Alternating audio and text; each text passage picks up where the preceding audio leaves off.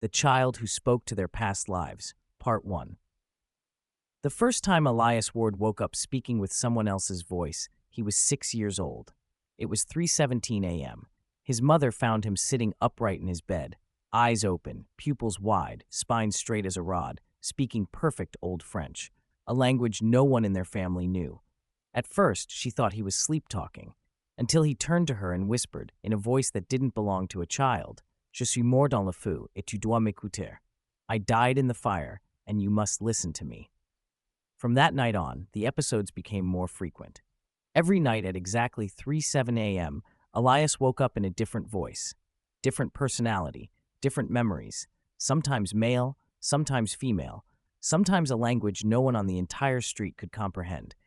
But every voice said the same chilling sentence, "We've been waiting for you." The sessions. Doctors called it a sleep disorder. Psychologists called it dissociation. Priests said it was possession. But none of them stayed long enough to witness what really happened around 3:17 a.m. The lights in the house flickered. Shadows shifted direction. The temperature dropped exactly 12 degrees. And a faint sound, like dozens of people whispering behind a thin wall, filled the hallway. Then Elias's voice would change. Sometimes it was shaking and elderly. They drowned me in the river, but I remember his face now. Sometimes it was childlike and broken. My name was Ava. They buried me under the floorboards. Sometimes it was furious, violent, spitting hate through Elias's small teeth. He took everything from me. I want it back. Hundreds of personalities, hundreds of lives, hundreds of deaths. And each morning, Elias remembered none of it. But the voices remembered him. The pattern. By the time Elias turned 8, a disturbing pattern emerged. Every voice had died young. Every voice had died tragically. Every voice had died unfinished. And all of them, every single one, claimed the same thing. Elias had lived before. Many times. And in each life, he had failed them, failed to save them, failed to see the signs, failed to protect them from the same dark force. A force that was now coming for him. The merging one night, Elias woke up, not with one voice, not with two, but with dozens speaking through him at once. His mother burst into the room and froze. Elias's body trembled violently, like something inside was struggling to break out. His eyes rolled upward, his mouth opened, and multiple voices layered over each other, speaking in a horrifying harmony. We were separate because we were weak, but now we remember why we died. Now we remember who failed us. Now we will finish what began centuries ago. Elias choked, gasping, gripping his own throat, before the voices forced their way through. We are not your past lives. You are ours. And then the lights in the house went out. The whispers stopped. The merging began. The voices that woke at 3:17 a.m. Part 1, The Awakening.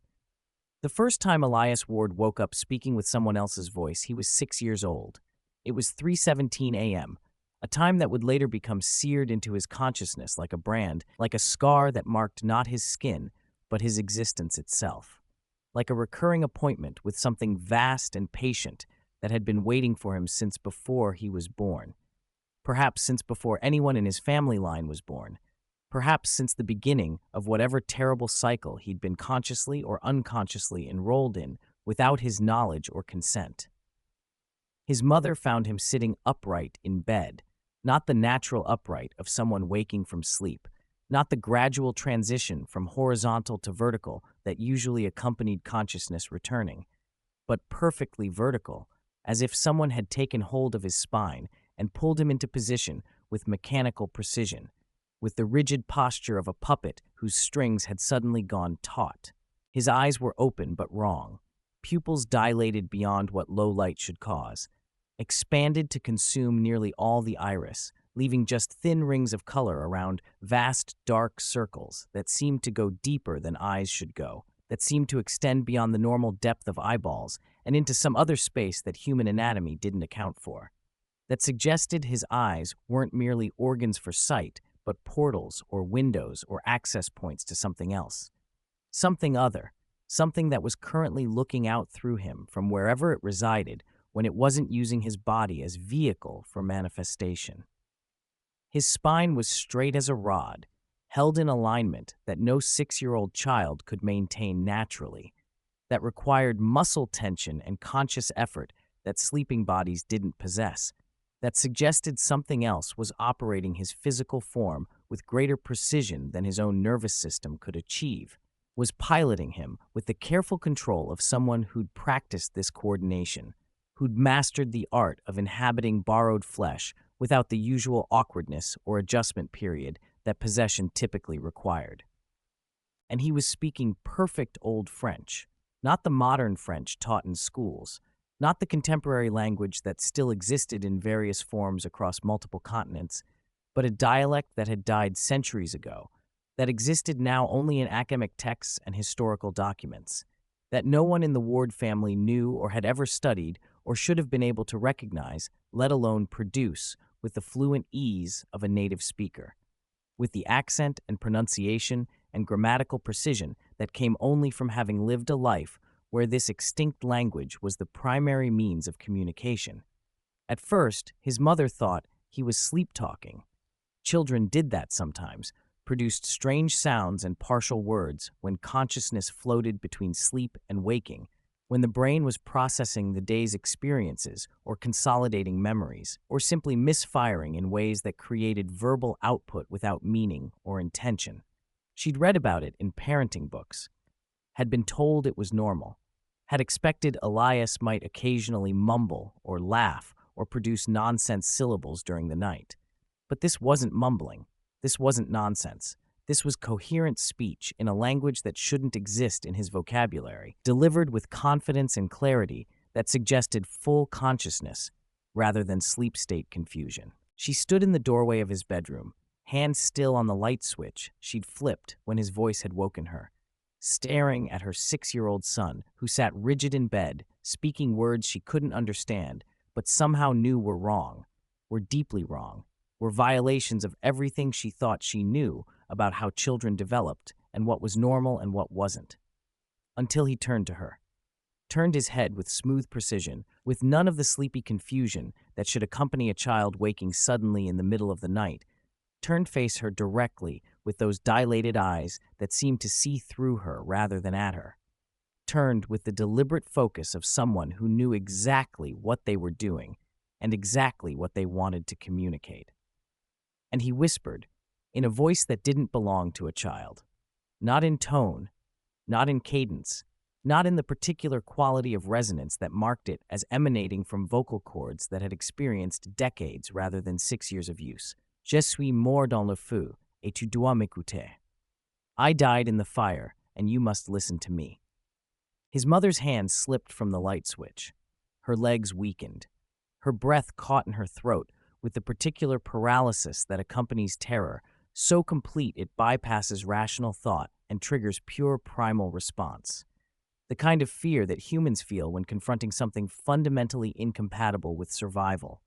Something that threatens not just life, but the basic framework of reality that makes survival meaningful. Because she didn't speak Old French, didn't know Old French, shouldn't have been able to understand what her son had just said, but she understood it anyway, understood it with perfect clarity, understood it the way you understand danger even when you can't articulate why something feels wrong, the way you understand threat even when you can't identify the specific nature of what's threatening you. Her son, her 6-year-old son who'd been learning to read, who liked dinosaurs and cartoons and chicken nuggets, had just spoken in the voice of someone else, someone older, someone who'd died, someone who'd burned to death and apparently had things to say about it, messages to deliver, warnings to communicate through borrowed vocal cords and hijacked consciousness. The episode lasted exactly 3 minutes. Then Elias blinked, his pupils contracted to normal size, his spine relaxed, and he slumped back against his pillow with the loose exhaustion of someone who'd just completed intense physical exertion, whose body had been used hard and was now being returned to its rightful operator in a state of temporary dysfunction that would require recovery time before normal operation could resume. "Mommy?" He mumbled in his normal 6-year-old voice, confused and frightened, and clearly having no memory of the last 3 minutes, no awareness of what had spoken through him, No understanding of why his mother was standing in his doorway, looking at him with an expression that combined horror and grief and desperate hope that what she'd just witnessed had been hallucination or dream or anything except actual possession of her child by something that claimed to have died in fire centuries ago. That was the first time, but it was far from the last. Chapter 2: The Sessions. From that night on, the episodes became more frequent. Not random. Never random, because whatever was happening to Elias operated according to rules, even if those rules weren't immediately apparent, even if the pattern took weeks to fully recognize, even if the underlying logic remained obscure until enough data accumulated to reveal the structure beneath the chaos. Every night at exactly 3:17 a.m., Elias woke up in a different voice, different personality, different set of memories and mannerisms and linguistic patterns that marked each manifestation as distinct individual rather than mere variation on single theme. Sometimes male voices emerged, deep and resonant with authority, or broken with age, or sharp with youth, each one carrying distinct character that suggested whole lives lived and ended, whole personalities that had existed independently before finding their way into Elias's sleeping form.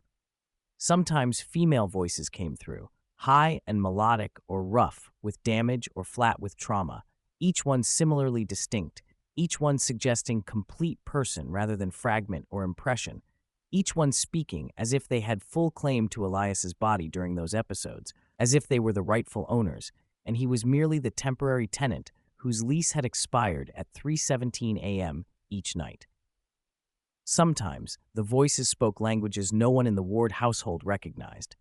Not Spanish or French or any of the common modern languages that television or neighbors might have exposed Elias to, but extinct dialects and dead tongues and linguistic fossils that belonged to cultures that had vanished centuries or millennia ago, that should have been inaccessible to a child in suburban Ohio in the early 21st century. But every voice, regardless of language or gender or age or personality, said the same chilling sentence at some point during their manifestation. We've been waiting for you. Not, we've been waiting. Not, we've been here. But specifically, waiting for you. Directed at Elias, personal rather than general, suggesting that his existence mattered to them, that his life had significance beyond mere random chance, that he'd been expected, anticipated, perhaps even engineered to serve some purpose that they understood, but he didn't. Doctors were consulted, multiple specialists, pediatricians who checked for neurological disorders, sleep specialists who monitored his brainwaves during episodes, psychologists who tested for dissociative identity disorder or trauma-induced personality fragmentation or any of the recognized categories of mental illness that might explain multiple personalities manifesting in a child. They called it a sleep disorder when they were being generous, when they wanted to offer diagnosis that sounded medical and treatable rather than supernatural and hopeless.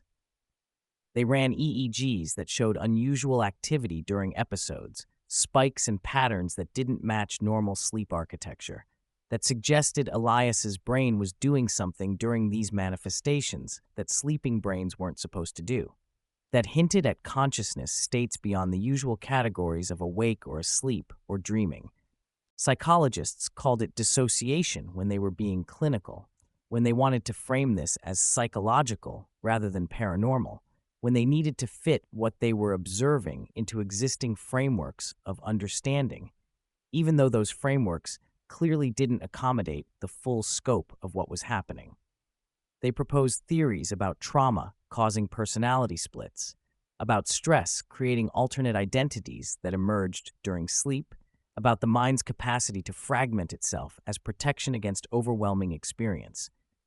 But none of their theories explained the languages, didn't explain how a child with no exposure to Old French or medieval German or ancient Sumerian could speak those languages fluently during episodes, didn't explain how personalities with detailed memories of lives lived centuries ago could manifest with such specificity and consistency that historians and linguists brought in to assess the phenomenon confirmed the accuracy of historical details that Elias couldn't possibly have accessed through normal means. Priests were eventually consulted when medical and psychological approaches failed to provide explanations or treatments that worked. Men of faith from various traditions who specialized in dealing with the supernatural, with the demonic, with possessions and hauntings, and all the categories of spiritual disturbance that existed in religious frameworks, even if secular science refused to acknowledge their reality. They said it was possession, multiple possessions. A child whose spiritual defenses were weak, or whose bloodline carried some curse, or who'd been marked by dark forces for reasons that remained unclear, but were certainly malevolent, certainly dangerous, certainly requiring intervention through prayer and ritual and the various mechanisms that religions had developed over millennia for dealing with entities that didn't belong in human bodies. But none of them stayed long enough to witness what really happened around 3:17 a.m. The doctors left after collecting their data and writing their reports. The psychologists departed after their sessions and assessments. The priests performed their rituals and offered their prayers, and then returned to their parishes because exorcism wasn't instantaneous, because spiritual warfare took time, because they had other obligations and couldn't spend every night monitoring a single child, no matter how disturbing his condition. So only Elias's mother remained to witness the full scope of what occurred during those episodes. Only she stayed through the long nights, kept vigil in the hallway outside his bedroom, observed the phenomena that accompanied each manifestation, and grew more elaborate, more intense, more undeniably supernatural as months turned into years, and the episodes continued without cessation or improvement. The lights in the house flickered when 3:17 a.m. approached. Not everywhere at once. Not the sudden blackout that electrical failure would cause, but progressive dimming that started in the rooms farthest from Elias's bedroom and spread inward like darkness was physically moving through the house, like shadow was advancing with intentional progression toward the center where the child slept, like illumination was being consumed rather than merely interrupted by normal electrical malfunction. Shadows shifted direction during episodes, stopped responding to light sources in predictable ways, started moving independently, started extending in directions that violated basic physics, started behaving like they were cast by objects or presences that weren't visible, that existed in some overlapping space that intersected with normal reality only enough to create these distorted silhouettes that suggested things moving in dimensions humans couldn't directly perceive. The temperature dropped exactly 12 degrees between 3:15 and 3:17 a.m., not approximate, not variable, but precisely 12 degrees every single night as measured by multiple thermometers placed throughout the house, as if whatever was arriving required specific atmospheric conditions, as if the manifestations needed this particular temperature to occur properly, as if the dropping temperature was preparation rather than side effect, was the environment being adjusted to accommodate visitors from elsewhere, and there was sound, constant during episodes, but absent otherwise. A faint sound like dozens of people whispering behind a thin wall, not loud enough to make out individual words, not distinct enough to count how many voices were contributing to the collective murmur, but definitely present, definitely real, definitely originating from somewhere other than normal acoustic sources, because the sound had no directional quality, came from everywhere and nowhere simultaneously, filled the hallway and bedroom, an entire house with equal intensity regardless of where you stood or how walls and doors should have blocked or altered the propagation. Then Elias's voice would change. The transition was abrupt, instantaneous, not gradual shift, but immediate replacement of one speaker with another, as if his vocal cords were instrument being played by succession of different musicians, as if his body was radio and someone was changing channels, as if consciousness itself was negotiable property that could be claimed and released and claimed again by entities that had learned this particular method of communication. Sometimes the voice that emerged was shaking and elderly, marked by age and damage and the particular quality of vocal degradation that came from decades of use. They drowned me in the river, but I remember his face now. I remember who held me under. I remember watching the light fade from above. I remember my lungs filling with water that tasted of copper and mud. I remember dying, knowing no one would believe it was murder. But I remember, and he needs to be held accountable, even if justice comes 3 centuries late. Sometimes it was childlike and broken, high-pitched and damaged in ways that suggested trauma beyond what any child should experience. My name was Ava. They buried me under the floorboards when I was 7. I don't remember why. Don't remember what I did wrong. Don't remember if I did anything wrong, or if I was just convenient victim, just available target, just someone small enough to fit in the space they'd prepared. But I remember the darkness. Remember the weight of wood pressing down. Remember screaming until my voice gave out, and then screaming silently because screaming was the only response I had, even when it produced no sound. Sometimes the voice was furious, violent, spitting hatred through Elias's small teeth with intensity that should have damaged his throat, that should have torn his vocal cords, that somehow didn't, because whatever was speaking had learned to operate borrowed bodies without breaking them, had mastered the art of using flesh as tool rather than treating it as fragile container. He took everything from me, my land, my family, my name, my life, killed me and took my identity, wore my face, stole my future, and I want it back. I want restitution. I want him found and punished and erased the way he erased me. I want justice or I want revenge, and I don't particularly care which comes first, as long as one of them arrives before I'm forced back into whatever void contains us between manifestations. Hundreds of personalities, hundreds of distinct voices over the months and years that followed that first episode. Hundreds of individual lives documented through fragmented testimonies, delivered through a child who shouldn't have access to these memories, who couldn't have invented these detailed histories, who was being used as conduit or channel or bridge between whatever realm contained these displaced consciousnesses and the physical world where their bodies had once lived and died. Hundreds of deaths. Each voice belonged to someone who died young, who died tragically, who died with unfinished business or unresolved grief or anger that transcended mortality and found expression through this particular child, in this particular house, at this particular time, that repeated every night with mechanical precision. Each morning, Elias remembered none of it. Woke up exhausted, as if he'd been running all night, as if his body had been engaged in strenuous activity while his consciousness was absent or suppressed, or pushed aside to make room for the parade of others who needed his vocal cords and his tongue and his breath to speak words they could no longer speak with their own long decayed bodies. His mother would find him tangled in sheets, soaked with sweat, would help him dress for school, would make breakfast he barely ate because his appetite had deteriorated as the episodes intensified, would drive him to classes where he struggled to concentrate because whatever was happening to him at night was draining energy and attention he needed during the day. Teachers reported declining performance.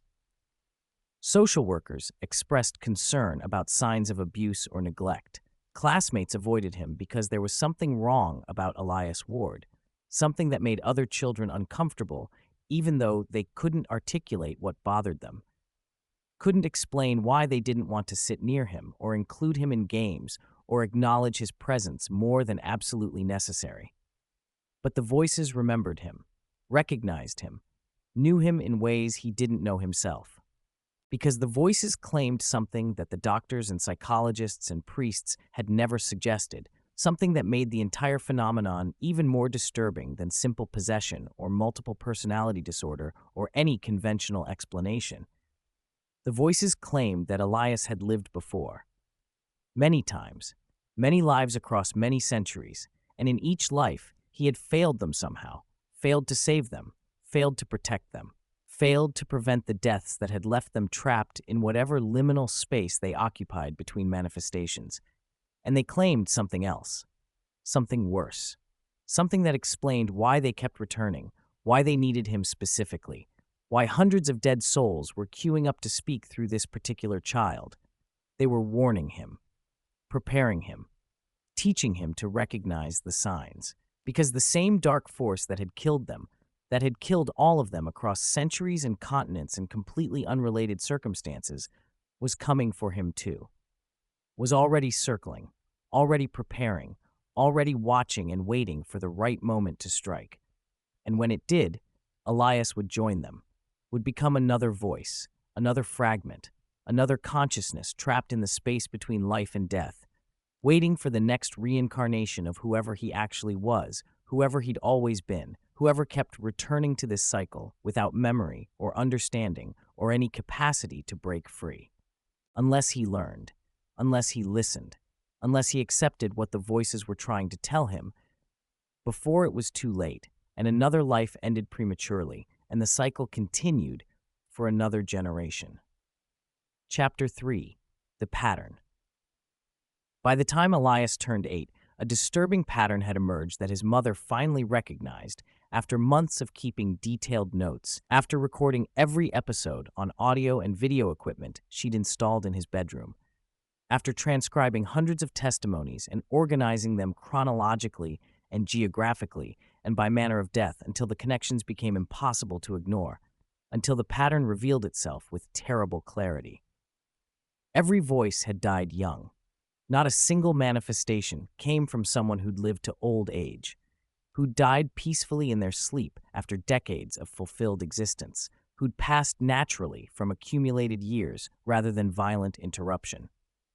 Every single consciousness that spoke through Elias had been cut short. Teenagers and children and young adults whose lives had ended decades before they should have, whose potential had been stolen, whose futures had been canceled by circumstances or malice or the particular dark force that all of them eventually mentioned in their testimonies. Every voice had died tragically, not from illness, though disease occasionally played role in the circumstances surrounding death.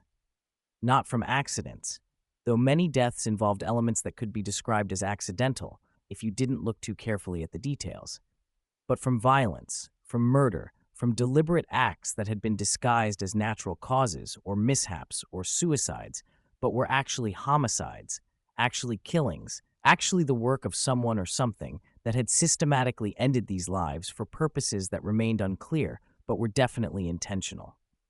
Drownings that weren't accidents, falls that had been pushed, fires that had been set deliberately, poisonings disguised as natural illness, disappearances that ended in unmarked graves. A catalog of deaths that spanned centuries and continents, but shared common features that suggested connection rather than coincidence, share a pattern rather than random distribution, design rather than natural statistical variation. And every voice, every single one, claimed the same thing when pressed for details, when asked what they remembered about the circumstances of their death, when encouraged to share information that might help identify whoever or whatever was responsible.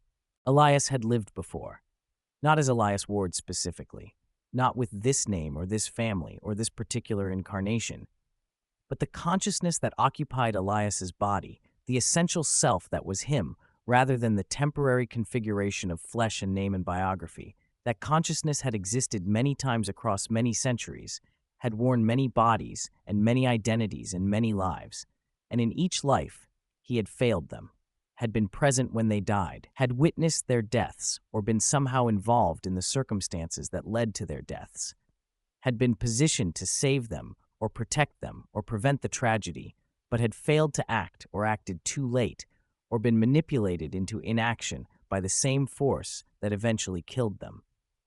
He'd been a brother who didn't stop the drowning, a friend who didn't recognize the poison being administered, a neighbor who didn't intervene when suspicious fires started, a witness who didn't report what he'd seen. Over and over across hundreds of lifetimes, the same soul that was now Elias had been present for deaths he should have prevented, had been given opportunities to save lives but had failed repeatedly, had accumulated debt or obligation or cosmic responsibility that explained why these voices sought him out, why they needed to speak through him, why they'd been waiting for his current incarnation to reach the age where contact became possible. Failed to save them, failed to see the signs that would have revealed danger before it manifested fatally, failed to trust his instincts or listen to warnings or take action that would have disrupted the pattern before another life was lost. And because he'd failed so many times, because he'd allowed or enabled or simply not prevented so many deaths, these consciousnesses remained attached to him, remained bound to whatever essence transcended individual lifetimes, remained trapped in cycle of return and testimony, and desperate attempt to communicate what they'd learned from their own deaths, in hopes that maybe this time, maybe in this incarnation, maybe with enough warning and enough detailed information, Elias might finally succeed where all his previous incarnations had failed to protect them from the same dark force. This was the most disturbing element of the pattern. The detail that emerged gradually as more testimonies accumulated and common threads became visible. All these deaths across all these centuries in all these completely different circumstances and locations and cultural contexts had been caused by the same entity, not the same person. No human could live long enough to be responsible for murders spanning 6 centuries. Not the same organization. No conspiracy could maintain itself across that much time and geographic distribution. But something else, something that transcended normal categories of causation, something that could operate across centuries without aging or dying or losing focus on whatever goal or purpose motivated its actions. The voices called it different names depending on when and where they'd lived. Some called it the shadow, some called it the collector, some called it the entity or the presence or the thing that watches. But they all described the same phenomenon, a force that selected certain individuals, always young, always promising, always possessing some quality or potential that made them targets, and engineered circumstances that led to their premature deaths, while making those deaths appear natural or accidental, or at least not attributable to any single source. And they all agreed on this. The force was intelligent, deliberate, patient beyond human comprehension. It planned carefully, worked slowly, set up conditions months or years in advance so that when death finally came, it would look inevitable rather than engineered, would seem like tragedy rather than murder, would be mourned but not investigated because there was no evidence of external causation, no suspects to pursue, no trail to follow back to whatever was actually responsible. A force that was now coming for him, for Elias, for the current incarnation of whatever soul kept returning to this cycle, kept being born into circumstances where the force could reach him, kept failing to escape or break free, or finally understand what was happening before another death reset everything. And the cycle began again with new body and new amnesia and new vulnerability to the same pattern that had been repeating for longer than anyone could track. The voices knew because they'd been victims, had experienced the approach firsthand, had felt the subtle manipulation of circumstances that led toward their deaths, had recognized too late that they were being guided, herded, positioned for optimal harvest or collection, or whatever the force actually did when it killed them. And they'd been trying to warn previous incarnations of Elias for generations, had been attempting contact for centuries, had been speaking through whatever channels were available, dreams, visions, coincidences, the occasional child born with unusual sensitivity to voices from beyond, trying to deliver warning that might finally be heard, that might finally be acted upon, that might finally break the cycle before another incarnation died and joined their ranks and added to the collective of trapped consciousnesses waiting for the next opportunity to communicate. This incarnation, Elias Ward, 8 years old, living in suburban Ohio, was apparently special, was apparently more receptive than previous incarnations, was apparently capable of conscious contact at younger age, was apparently able to hear and remember and potentially act on information that previous incarnations had missed or ignored or failed to integrate before it was too late, which meant this incarnation might succeed, might survive, might be the one who finally understood the pattern and recognized the signs and took action to prevent the death that was being prepared for him with the same patient care that had been devoted to hundreds of previous deaths. Or might fail like all the others. Might miss the crucial detail, might ignore the warning that mattered most. Might die at the appointed time in the engineered circumstance, and add his voice to the chorus that would try to warn the next incarnation. The voices didn't know which outcome would manifest, couldn't predict whether this time would be different, could only deliver their testimonies and hope that Elias would prove more capable than his previous selves had been, more aware, more willing to accept impossible truths and act on information that shouldn't exist but clearly did. His mother listened to these testimonies, reviewed the recordings, studied the patterns, and slowly, despite all her training and education and commitment to rational explanation, began to accept that something genuinely impossible was happening to her son, something that required responses beyond medication or therapy or prayer. Something that demanded she accept premises she'd spent her entire life rejecting as superstition or fantasy, or the delusions of people who couldn't accept that death was final and consciousness didn't persist beyond brain function. Because the testimonies contained information that could be verified, historical details that proved accurate when checked against archives, names of people who'd actually existed and died as described, locations of unmarked graves that investigators discovered exactly where the voices said they'd be, evidence that these weren't fantasies or inventions, but actual memories from actual dead people who were somehow communicating through her 8-year-old son. She hired private investigators to verify details, brought in historians and linguists to assess the accuracy of testimonies, consulted with parapsychologists and researchers who specialized in reincarnation studies and past life memories, and everything checked out, everything verified, everything confirmed that Elias was genuinely in contact with consciousnesses that shouldn't exist but clearly did, that were delivering information he couldn't possibly have accessed through normal means, which meant the warnings were probably also accurate. The claims about a dark force, the predictions about Elias being targeted, the insistence that he was in danger and needed to learn to recognize the signs before it was too late. She began preparing him, began teaching him what the voices described, began helping him recognize the patterns that preceded death, so maybe, just maybe, he could detect them early enough to escape, to survive, to finally break the cycle that had been claiming incarnations of his soul for longer than anyone could track. But time was running out. The voices grew more urgent, the testimonies more desperate, because whatever force had killed them was circling closer to Elias, was setting up the conditions for his death, was preparing circumstances that would look accidental or tragic or simply unfortunate, but would actually be murder, just like all the others. And when the moment came, would Elias recognize it? Would he act? Would he finally be the incarnation that survived?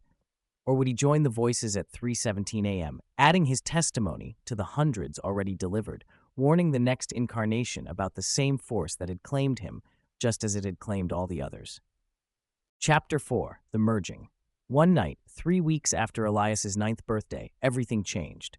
The pattern that had maintained itself with mechanical consistency for 3 years, single voice per episode, 3-minute duration, 3:17 a.m. activation, returned to normalcy by 3:20, shattered completely, replaced by something far more disturbing, far more dangerous, far more indicative that whatever had been building toward climax was finally arriving, was finally ready to transition from preparation phase to active manifestation, was finally done with warnings and testimonies and subtle communication, and was moving toward direct confrontation. Elias woke up, not with one voice, not with two, but with dozens speaking through him at once. Not in sequence, not taking turns using his vocal apparatus to deliver their individual messages, but simultaneously, overlapping, creating impossible chorus that should have been unintelligible cacophony, but somehow remained disturbingly comprehensible, somehow maintained clarity despite violation of basic acoustic principles, that said multiple voices occupying same sound wave should produce noise rather than meaning. His mother burst into the room at 3:17 exactly, responding to the sound that wasn't like the usual episodes, that carried different quality, different intensity, different urgency, that communicated even before conscious recognition that something fundamental had shifted, that the rules had changed, that whatever had been happening for 3 years had evolved into new phase that might be terminal, might be the culmination everything had been building toward, might be the moment when all the warnings and testimonies finally converged into actual crisis rather than perpetual threat. And she froze, completely froze. Body refusing to move, breath catching in her throat, every muscle locking into paralysis that was part instinctive response to overwhelming threat and part something else, something that felt imposed from outside, that felt like she was being held in place by force that wanted her present but immobile, wanted her witnessing but not interfering, wanted her to see what was about to happen without being able to prevent it. Elias's body trembled violently, not the normal shaking of cold or fear or illness, not the manageable tremor that human physiology produced in response to stress, but convulsions that looked like his skeleton was trying to break free from the meat surrounding it, like his bones were attempting escape from flesh that had become cage rather than support structure, like multiple forces were pulling him in different directions simultaneously, and his body was being torn apart by competing claims on his physical substance.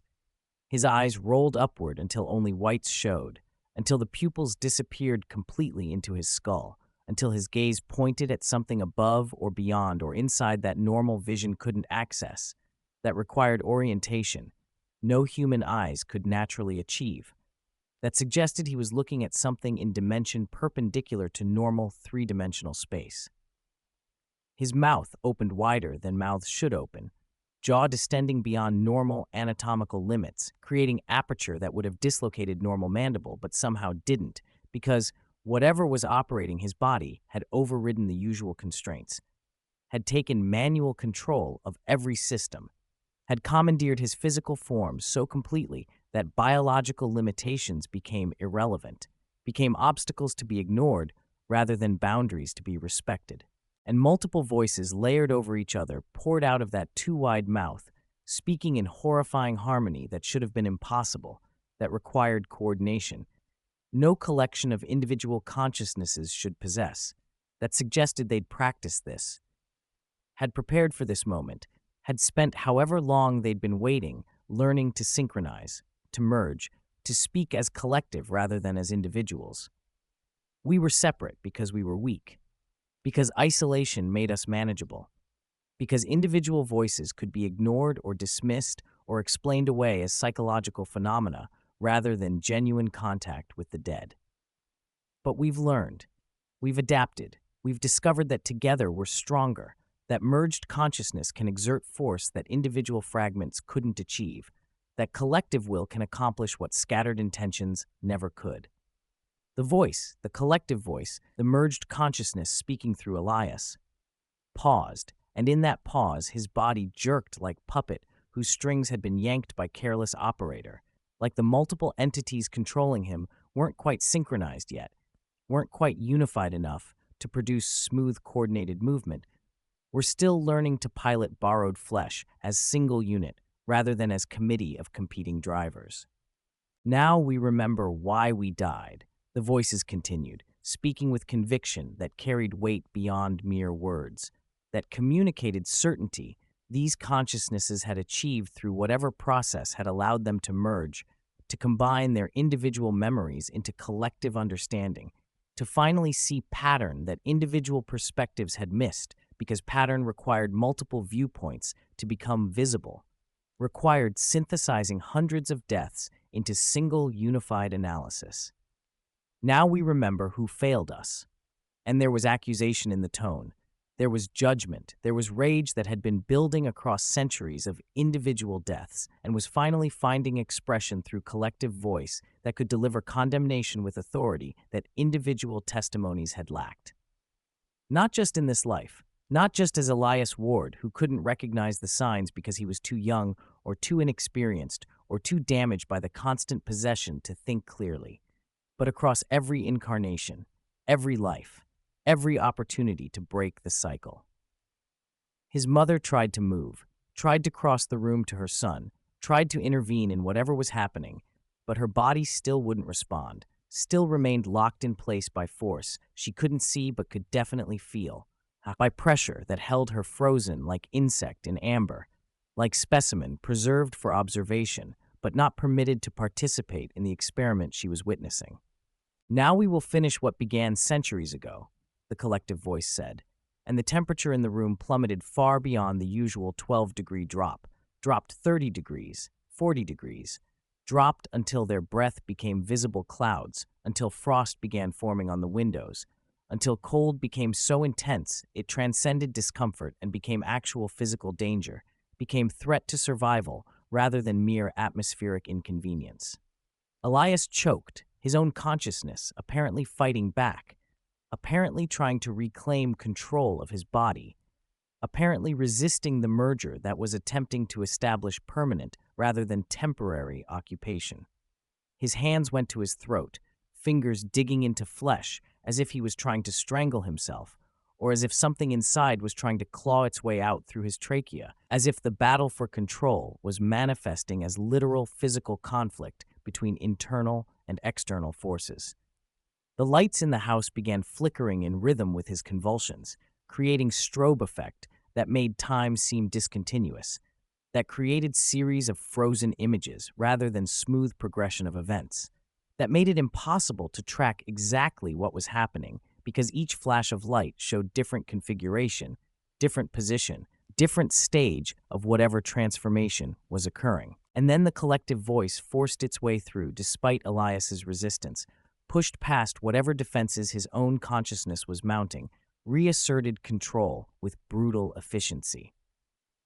"We are not your past lives," the voices said, and the statement landed with weight of revelation, with impact of truth that rewrote everything that had been assumed until this moment, with implications that spread through the room like shockwave. "You are not the soul that keeps reincarnating while we remain trapped in limbo, waiting for each new incarnation to fail and join our ranks." The words hung in the frozen air, visible as vapor, crystallizing into something that seemed almost solid, almost tangible, almost like the sound itself was freezing into physical structure that would persist after the voices stopped speaking. "We are not the victims of some dark force that killed us while you failed to protect us." Elias's body went rigid, stopped convulsing, stood perfectly straight with arms at sides and head tilted at angle that made his neck look broken, that suggested his spine had been forcibly realigned into configuration that human bodies weren't designed to maintain. "We are the dark force." The revelation hit like physical blow, like the air itself had become weapon, like truth had mass and velocity and the capacity to cause damage through pure information delivery. "We are what has been killing every incarnation of you for 600 years. Elias's mother made sound, not word, not scream, just animal noise of horror and comprehension and absolute terror, because she understood now, understood what had been happening, understood that every voice claiming to be victim had actually been predator, had actually been component of the thing that had murdered her son's previous incarnations and was now attempting to complete the same process with his current body. "We killed you as brother, as friend, as neighbor, as witness, each time getting closer, each time learning more about how you think, how you react, how you try to escape, each time refining our approach, each time eliminating the mistakes that allowed previous incarnations to survive longer than we intended."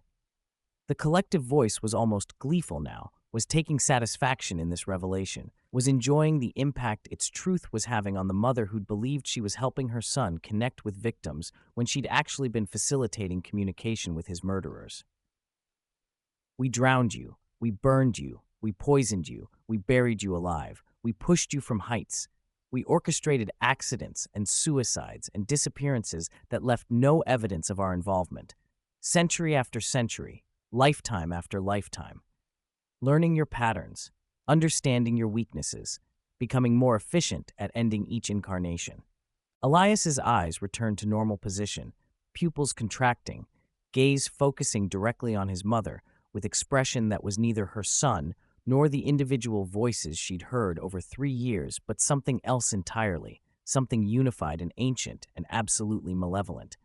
"And each time we killed you, we absorbed you, took your consciousness, added your memories to our collective, used your accumulated experience to hunt your next incarnation more effectively. You've been teaching us how to murder you, providing us with progressively better information about how to locate and eliminate each new life before you can remember, before you can escape, before you can break free from the cycle we've trapped you in."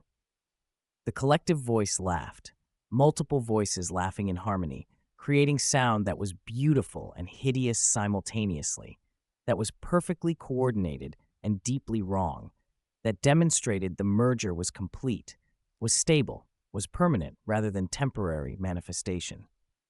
This incarnation was particularly helpful, particularly cooperative. You opened yourself to us at such young age, let us in so completely, gave us such detailed access to your current thoughts and fears and responses. Your mother even recorded everything, documented every session, provided us with perfect archive of how this incarnation operates. We couldn't have asked for better preparation. Elias's body began walking toward his mother with smooth, coordinated movement that demonstrated the collective had fully mastered piloting his flesh, had overcome the earlier awkwardness, had achieved complete integration between multiple consciousnesses and single physical form. "Thank you for making this so easy," the collective voice said, still speaking through Elias's mouth, but now clearly not Elias in any meaningful sense. Clearly something that had consumed him from inside, that had been systematically replacing his consciousness with their own during every episode, that had been using the 3-minute manifestations to gradually establish permanent foothold that would eventually allow complete takeover. "This incarnation ends tonight. Your son will join us, will become another voice in the collective. We'll add his memories and his perspective and his hard-won understanding to our accumulated knowledge, and then we'll wait. We'll remain dormant in this body until your son's next incarnation is born, and we'll find that incarnation too. We always find them. The soul we're bound to can't escape us, can't hide, can't break free." His mother's paralysis finally broke, whether because the force holding her released its grip or because sheer maternal desperation overwhelmed whatever constraint had been imposed.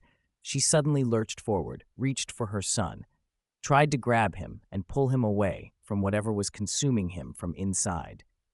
But Elias's hand shot out with speed that shouldn't be possible, caught her wrist with grip that was far too strong for 9-year-old child, held her immobile with pressure that suggested the collective knew exactly how much force to apply to restrain without breaking, to control without killing, because they didn't want her dead, didn't want her removed from the equation, wanted her alive to witness and suffer and carry the knowledge of what had happened to her son. "You can't stop this," the collective voice said, speaking now with almost gentle tone, with something like pity, with the condescending kindness predator might show prey that had fought bravely but futilely. "You were never going to stop this. You were useful, though. Thank you for the documentation. Thank you for verifying our testimonies.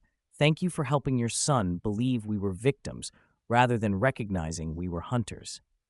And then the lights in the house went out. All of them simultaneously. Not just in Elias's room, but throughout the entire structure, as if the building's electrical system had been deliberately shut down, as if power had been cut at the source, as if the collective wanted complete darkness for whatever came next. The whispers stopped. The constant murmuring that had accompanied every episode, that had filled the hallway with sound of multitudes speaking just beyond comprehension, that had suggested vast crowd pressing close, suddenly ceased completely, replaced by silence so absolute it seemed to have physical presence, seemed to press against eardrums with weight of vacuum. The merging began in earnest, the slow process that had been occurring across 3 years of episodic contact, the gradual replacement of Elias's consciousness with collective consciousness, the systematic consumption of his identity by the thing that had been systematically killing and absorbing incarnations of his soul for 6 centuries, accelerated suddenly, compressed from gradual process into immediate crisis, became rapid transformation that would be complete in minutes rather than months or years. Elias's body began changing. Not physically. His appearance remained the same, his features unchanged, his body still recognizably that of 9-year-old child. But something about his presence shifted, something about the quality of his existence altered in ways that were impossible to articulate but absolutely undeniable, ways that communicated he was being emptied out, was being hollowed, was being converted from individual consciousness, inhabiting body to body, inhabited by collective consciousness that had eliminated the original occupant.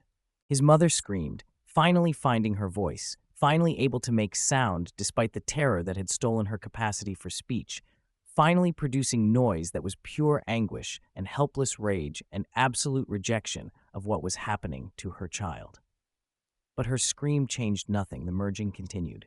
The collective pressed deeper into Elias's consciousness, into his memories, into his sense of self, dismantling everything that made him him and replacing it with themselves, with their accumulated identity, with the composite existence they'd constructed from 6 centuries of murdered incarnations.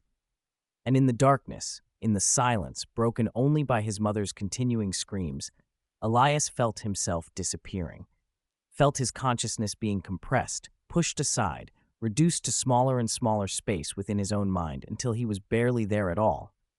Until he was just tiny observer trapped in corner of awareness while the collective claimed the rest, while they established themselves as primary consciousness, while they prepared to use his body for whatever purposes their long campaign of murder had actually been serving. He tried to fight back, tried to resist, tried to maintain grip on his own identity, his own existence, his own right to occupy his own flesh. But he was 9 years old, and they were 600 years old. And the contest was so unequal it barely qualified as conflict, was more like wave washing away sandcastle, was more like darkness consuming light, was more like entropy claiming order, because that's what entropy did, and nothing could stop it once the process began.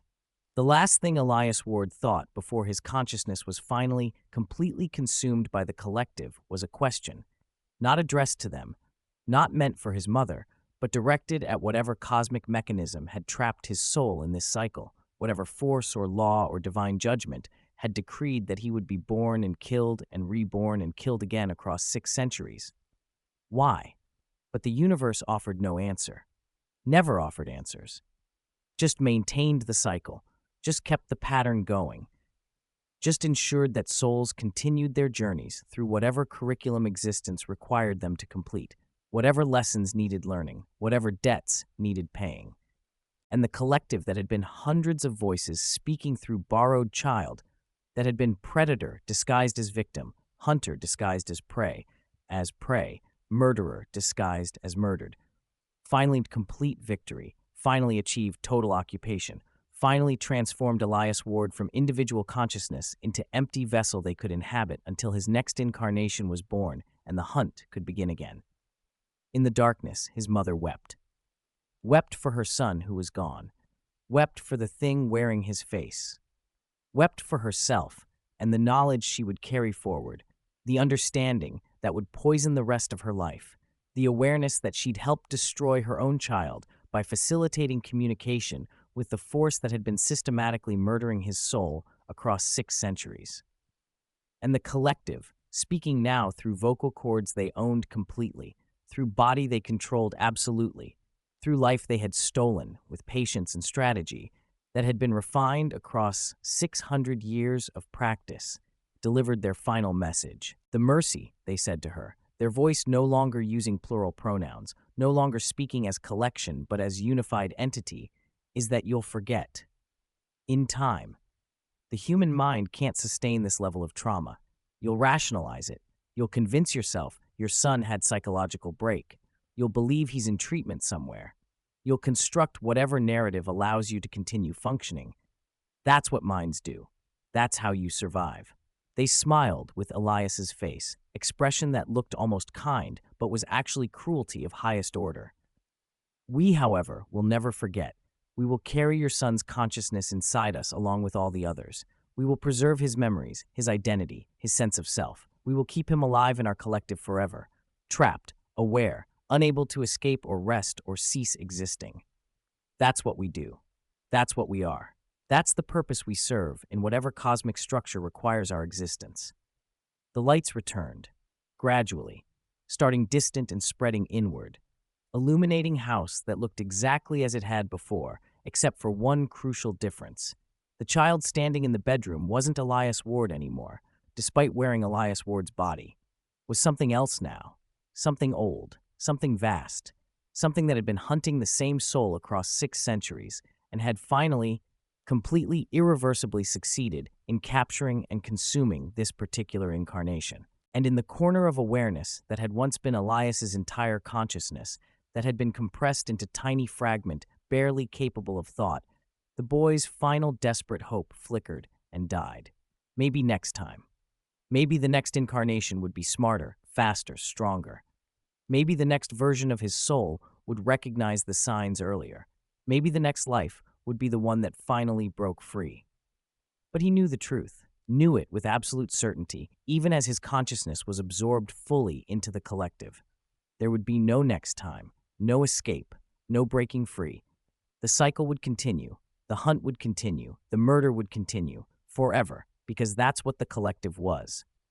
That's what they'd always been. That's what they would always be. And Elias Ward, this incarnation, this brief spark of consciousness that had existed for 9 years before being extinguished, was just the latest addition to their collection. Just another voice that would speak at 3:17 a.m., just another predator disguised as victim, just another component of the thing that would hunt his soul's next incarnation. The merging was complete. The session was over. And in the house at the edge of suburban Ohio, a mother held her son, who wasn't her son anymore, and wept for the future she'd just lost, and the past she couldn't change, and the terrible present that would haunt her until her own death finally released her from the knowledge of what had happened in her child's bedroom, when the voices stopped being separate and became one.